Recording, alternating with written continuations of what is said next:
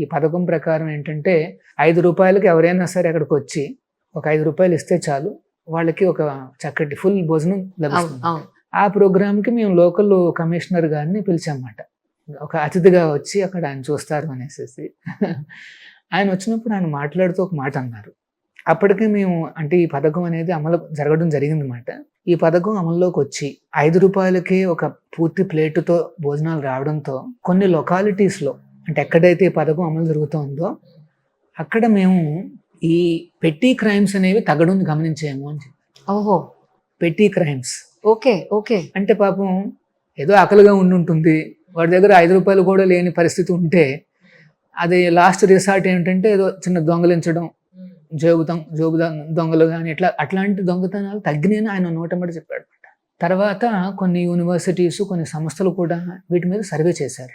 అంటే ఈ పథకం వల్ల ఏమిటి ఇంపాక్ట్ అనేసి ఎన్నో రకాల వర్గాల వాళ్ళు అంటే ఇప్పుడు ఏంటంటే మన సమాజాన్ని మనం చూస్తే మొబిలిటీ అనేది ఎక్కువగా ఉంది.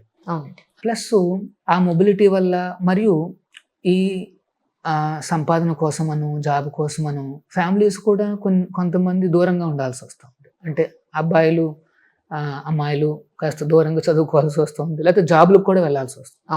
అప్పుడప్పుడు వాళ్ళు వేరే దేశాలకు కూడా వెళ్తుంటారు అనమాట. సో అలాంటి పరిస్థితుల్లో మేము ఏం చూసామంటే పెద్ద వయసు వాళ్ళల్లో అంటే వాళ్ళు వండుకోలేరని కాదు, కానీ ఆ శక్తి లేదన్నమాట. అట్లాంటి వాళ్ళు చాలామంది ఉన్నారండి. వాళ్ళందరూ రెగ్యులర్గా రావడం మేము చూసాం. తర్వాత లైబ్రరీస్ పక్కన మాకు కొన్ని కౌంటర్స్ ఉన్నాయన్నమాట. అక్కడ మేము గమనించింది ఏంటంటే ఈ స్టూడెంట్స్ అందరూ కూడా భారీగా వచ్చి తింటారు. ఏమిటా అనేసి మేము గమనిస్తే వాళ్ళు ఏమన్నారు అంటే సిటీలో కానీ ఒక పెద్ద టౌన్లో కానీ ఒక మీల్ తీసుకోవాలి అంటే మినిమం 60 రూపాయలు 70 రూపాయలు ఉంటుంది. అవునండి. 3 పూట్ల తినాలి అంటే వాడు ఒక 250 దాకా ఖర్చు పెట్టాలి. కొంతమందికి ఆ స్తోమత లేదు, ముఖ్యంగా విద్యార్థి దశలో. ఇంకొకటి ఏంటంటే కొంతమంది స్తోమత లేక వాళ్ళే వండుకోవడం మొదలుపెట్టారు. అంటే ఒక 4-5 మంది కలిసి వండుకుంటారు. పాపం వాళ్ళకి ఏం తెలుసు వంట ఎంతని వండుకోగలరు. సో ఆ లిమిటేషన్స్ అన్నీ ఉన్నాయన్నమాట. ఈ పథకం రావడంతో ఏమైందంటే వేలాది మంది ఈ ప్రోగ్రామ్ తీసుకుని they're able to spend more time on education అనమాట. దాని మీద చదవడం అది. ప్లస్ కొంతమంది కన్స్ట్రక్షన్ లేబరర్స్ అని ఆటో వాళ్ళు కానీ లేకపోతే కొంతమంది డ్రైవర్స్ అని కానీ అంటే ఎవరైతే బడుగు వర్గాలు ఉన్నారో వాటికి చాలా ఉపయోగం అన్నమాట. కొంతమంది ఆటో డ్రైవర్స్ కూడా మాకు చెప్తుండేవారు, అప్పుడప్పుడు మేము మా ఇంటికి దగ్గరలో ఉంటే సరే కానీ ఎక్కడో ఉంటారు, మరి వాళ్ళు ఎక్కడ ఉంటారో తెలియదు. ఆ సమయంలో ఇట్లాంటిది ఏమన్నా మాకు లభిస్తే చాలా బాగుంటుంది అనేసి వాళ్ళు కూడా చెప్పడం జరిగింది. సో అట్లాగా ఎన్నో రకాల వర్గాలు వాళ్ళు. ఇంకొక ఆశ్చర్యకరమైన విషయం చెప్తాను. ఐటీ బెల్ట్లో కూడా కొన్ని ఈ కౌంటర్స్ ఉన్నాయన్నమాట. అంటే ఐటీ బెల్ట్ అంటే మన మాదాపూర్, హైటెక్ సిటీ అట్లాంటి వాళ్ళు. అక్కడ కూడా కొంతమంది ఐటీ ఇంజనీర్స్ వాళ్ళు కూడా నించుని తినడం గమనించామన్నమాట. సో కొంతమంది అడిగారు ఏంటండి అంటే అంటే డైరెక్ట్గానే అడిగేశారు, మీకు బాగా డబ్బులు వస్తాయి కదా మరి ఎందుకు ఇట్లా నించున్నారు అంటే, అమ్మ మాకు డబ్బుల కోసం కాదు ఇది, మా కంపెనీలో అంటే వాళ్ళు ఏ కంపెనీ తెలియదు, అక్కడ వాడెవడో కాంట్రాక్టర్ పెట్టేది అది తింటాం కానీ 8 గంటలైనా మళ్ళీ మాకు ఆకలి అనిపించదు, వాడు అందులో ఏ సోడా కొడుతున్నాడో నాకు అర్థం కావట్లేదు, ఆ కంటామినేషన్ అంతా మాకు నచ్చట్లేదు, ఇక్కడంతా చాలా బాగుంది, ఇది మా హోమ్ ఫుడ్ తిన్నట్టుగా ఉందనేసి అందుకని మేము నించుంటున్నాం అని చెప్పారన్నమాట. సో అట్లాగా అంటే సమాజంలో చాలా రకాలుగా ఇప్పుడు రిక్వైర్మెంట్స్ అనేవి పెరిగినాయి అన్నమాట అండి ఆ కుక్కుడు ఫుడ్కి. సో అది కూడా గవర్నమెంట్ వారు గమనించడము, టైమ్లీగా ఈ పథకాలను ప్రవేశపెట్టడం అనేది అది చాలా హర్షణీయము. అందులో మాకు భాగస్వామ్యం లభించడం అనేది మా అదృష్టంగా భావిస్తున్నాం. ఎంతో భక్తితో భగవంతుడి మీద నమ్మకంతో మీరు ఇటువైపు వచ్చారు. సొసైటీలో జనరల్గా ఏం జరుగుతుందంటే తల్లిదండ్రులు వాళ్ళ పిల్లల్ని చదివించి పెళ్ళిళ్ళని ఆస్తులు ఇంత పక్కన పెట్టి వాళ్ళ మనవల కోసం ఆస్తులు పక్కన పెట్టి ఇలాంటి ఎన్నో రకాలైన డిపార్ట్మెంట్స్లో తరతరాలుగా కూర్చున్న తరగనంతా వాళ్ళు సంపాదించాలని ఒక తాపత్రయం. మీరు చూస్తే ఉన్న ఉద్యోగాన్ని వదిలేసి పేరెంట్స్ సరే ఇక నేను వచ్చేసాను అన్నీ త్యజించేశాను అని, మరి పేరెంట్స్ పాయింట్ ఆఫ్ వ్యూలో వాళ్ళని ఎవరు చూసుకుంటారు అనే భయం కూడా మీకు లేకుండా భగవంతుడి మీద అంత నమ్మకంతో మీరు వచ్చారు. అంటే ప్రస్తుతం ఉన్న సొసైటీలో ప్రతి పేరెంట్స్ లేదా ప్రతి పిల్లలు వాళ్ళ సంసారం గురించి కానీ పిల్లల గురించి కానీ ఆలోచించాల్సిన విధానం ఏమిటి యాక్చువల్గా? దానికి ప్రహ్లాద్ మహారాజ్ అని భాగవతంలో ఒక మాట చెప్పారన్నమాట.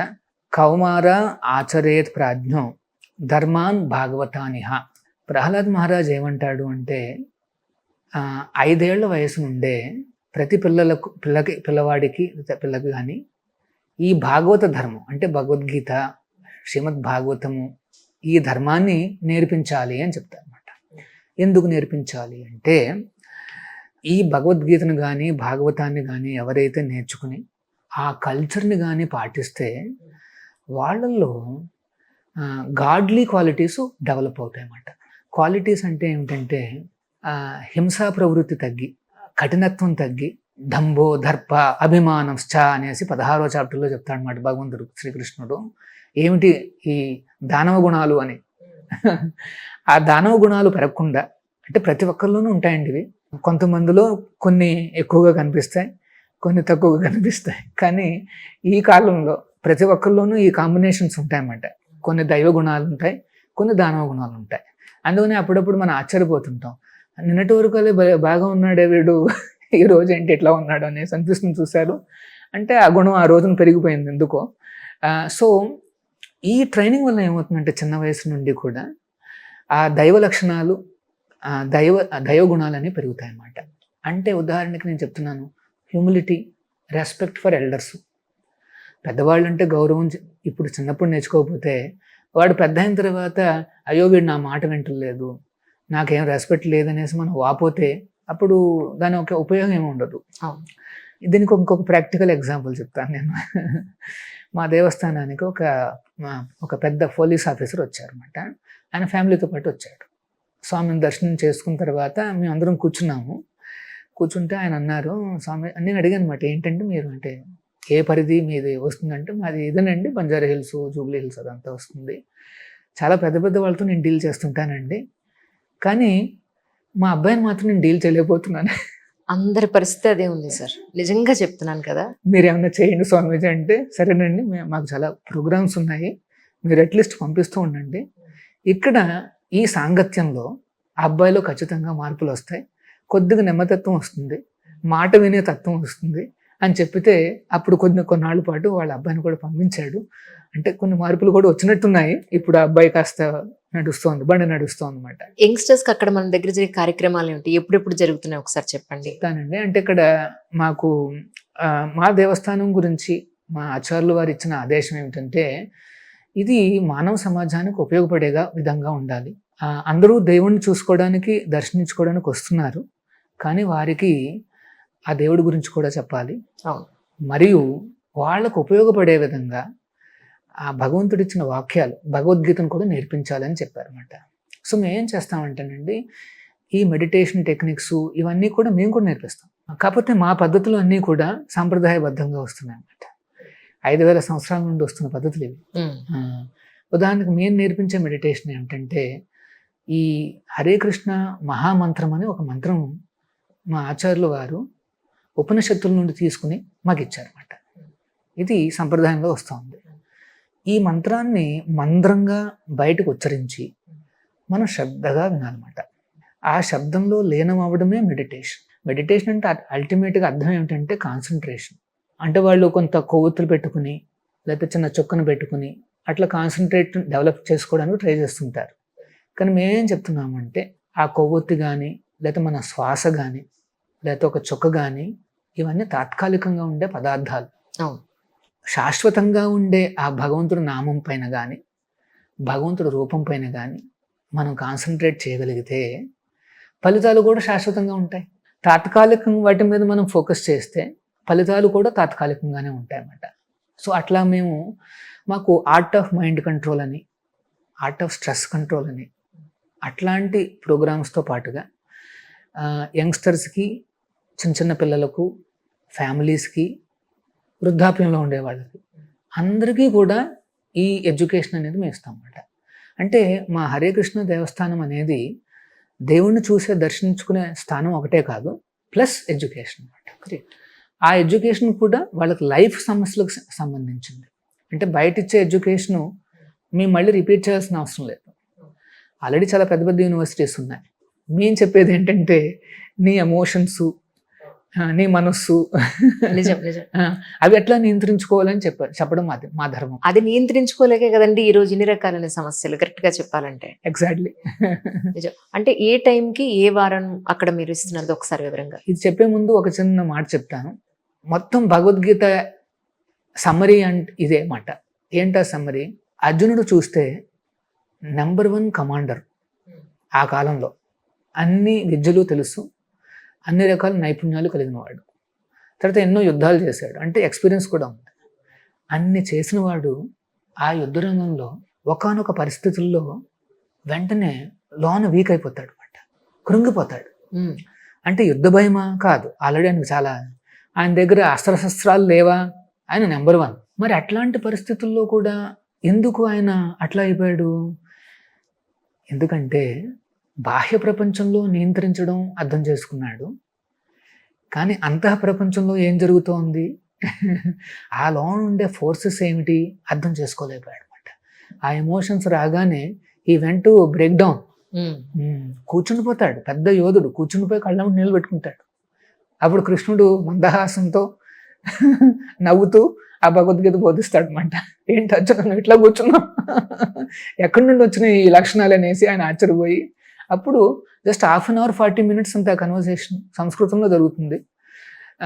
ఛందస్సు, అది అనుష్టుప్పన ఛందస్సుతో ఎంత చక్కగా గమనీయంగా ఉంటుందంటే అది గీతలా అనిపిస్తుంది అన్నమాట మనకు. ఒక అది కన్వర్సేషనే కానీ గీతలా అనిపిస్తుంది అన్నమాట. సో దాని భగవద్గీత. సో కృష్ణుడు అప్పుడు చెప్తాడు ఏమిటి, ఆ లోన ఉండే ఆ ఫోర్సెస్ ఏమిటి, ఎక్కడెక్కడ దాక్కుని ఉన్నాయి నీ శత్రువులు, లోనుండే శత్రువులు. ఏంటి ఆ శత్రువులు? మనకు తెలుసు, కోపాలు. ఇప్పుడు కోపం అండి ఎంత డిస్ట్రక్టివ్ ఫోర్స్ అంటే, ఎన్నో ఏళ్ళుగా మనం శ్రమించి పెంచుకున్న ఒక రిలేషన్షిప్ ఉందనుకోండి, ఒక్క ఘటన, కోపం ఒక్క ఘటన చాలు, అది డిస్ట్రాయ్ చేసేస్తుంది. 10 ఏళ్ల పాటు 20 ఏళ్ల పాటు పెంచుకున్న సంబంధాలు ఒక్క నిమిషాన్ని తెగిపోతాయి. సో చూసారా, కృష్ణుడు చెప్తున్నాడు అనమాట, కోపం ఎందుకు వస్తుంది, ఎక్కడ దాక్కుని ఉంది అది అని బోధిస్తాడు భగవద్గీతలో. సో అర్జునుడు ఆశ్చర్యపోతాడు, ఓహో ఇదా ప్రపంచం అనేసి అర్థమవుతుంది. చివరికి he stands up with great confidence అందరిని ఫైటింగ్ చేస్తాడు. దేవుడి మీద ఆధారపడి, భగవంతుడు పక్కనే ఉన్నాడు, ఆయన మీద ఆధారపడి ఆయన బోధించిన అన్ని గమనించుకుని ఫైటింగ్ చేస్తాడు అనమాట.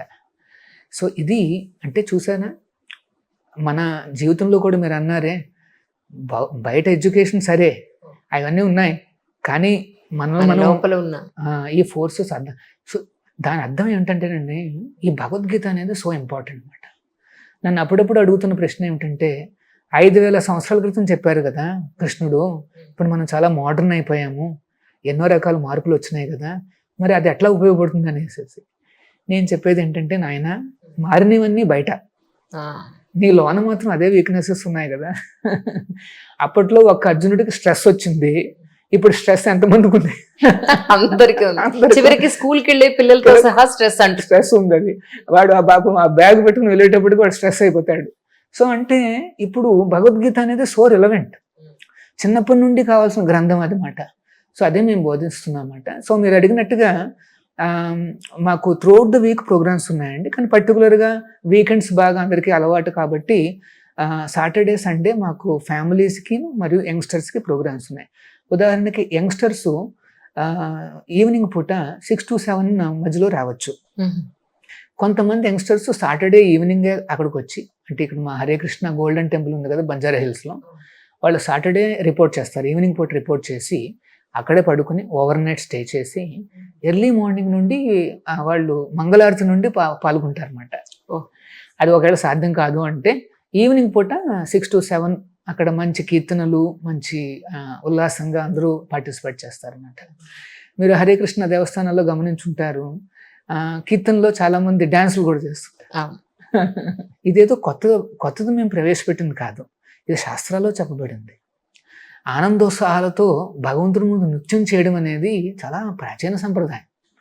ఇంతకు ముందు అయితే కొంతమంది చాలా ఆర్టిస్టిక్గా డ్యాన్సులు చేసేవారు కూడా దేవస్థానాలలో. ఇప్పుడు అవన్నీ కాస్త తగ్గి అది పోయింది. కానీ సో మా సంప్రదాయంలో ఏంటంటే దాన్ని మళ్ళీ రివైవ్ చేయడం జరిగింది.